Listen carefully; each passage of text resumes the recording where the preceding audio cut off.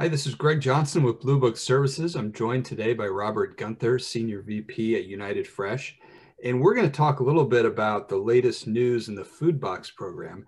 As we reported last week, USDA said that they will discontinue the Farmers to Family food box program that was the combo box, but they've also said they're coming up with a new produce box only program at USDA. And that was one of the recommendations that United Fresh made to USDA on continuing these programs. A produce box was very much recommended and favored.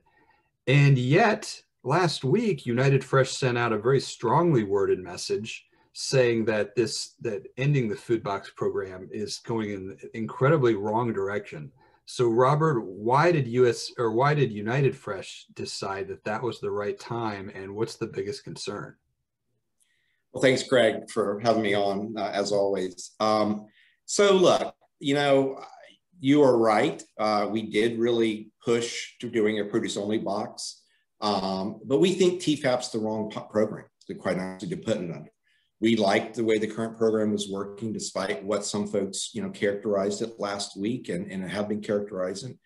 I don't know how you can argue with 150 million boxes of food being delivered. Vast majority of that was fresh produce. It's unheard of in federal nutrition programs in my lifetime, much less, that I know of in any food assistance programs that the federal government has put together. But really what we're concerned about, one of the big areas is the fear, the unknown of funding. So what we understand at this moment, again, this is evolving. There's not a lot of information out there except them making this announcement. But we also know that TFAP funding is limited.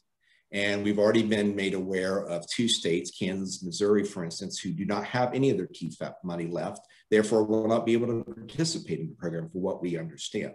We're not aware that USDA is moving any of the funding, the billions of dollars that they were given by Congress for additional food purchases into this new program or into TFAP. Maybe they will down the road. We hope they do, but we don't know that right now. So there's a big concern about the lack of funding, the lack of commitment to making this program work when it doesn't have the money to actually be applied under this new program.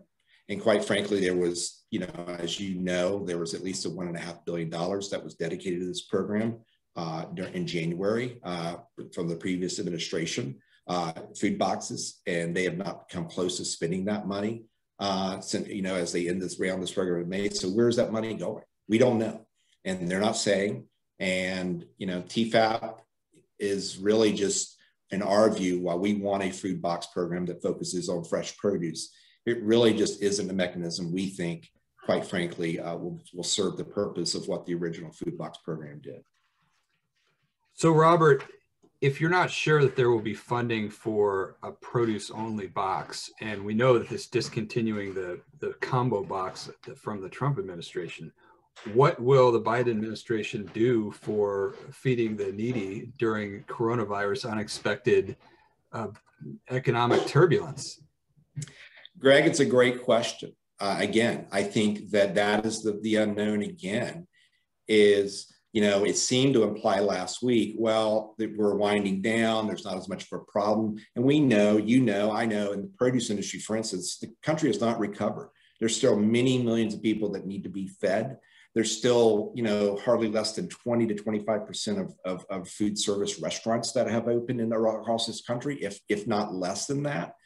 You are slowly reopening, but there's a huge gap continuing to be that this program really focused on in that food service side through the supply chain to those most in need, that now we don't know where they're funding, or where they're gonna, what's gonna replace that. Again, this TFAP food box program is not going to do that. We are convinced of that. If you look at TFAP, a great example I will use, Greg, anybody can go look at the commodity list for their 2021 commodities. They have 5 fresh produce items on that list. 5, that's it.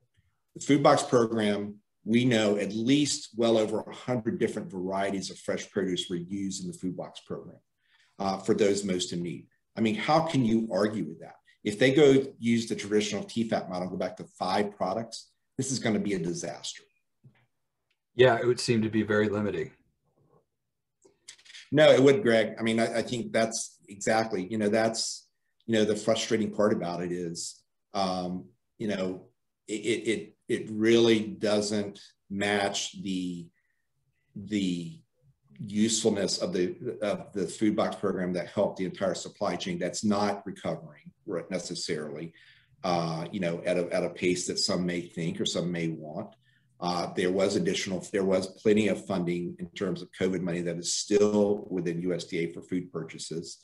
To cut it off this abruptly and try to pivot to something like this, this new program, again, I just don't know if really they have fully, kind of vetted this in a way that makes it, since they haven't convinced us, I don't think they've convinced many in our industry that this is the right approach. I hope we can. I hope we would love to work with them on something like this. If we can make it work, make it work more like the food box program than a traditional TFAP type program.